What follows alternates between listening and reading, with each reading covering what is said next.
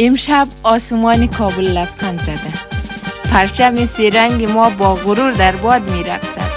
افغانستان سرزمین غیرت و باور، دوباره نامت را با افتخار فریاد زدیم. ایران حریف بود اما ما ایمان داشتیم و بازوان پرتوان بچه های وطنم، به قلب هایی که برای مردمشان می تپد. این برد فقط یک بازی نبود، فریاد امید بود از دل رنجه ها، صدای نسل جوانی که می گوید ما می توانیم. امشب هر افغان سربلند است، هر کودک لبخند دارد و هر مادر با چشمان پراشک می گوید خدا نگهدار فرزندان وطنم باشد.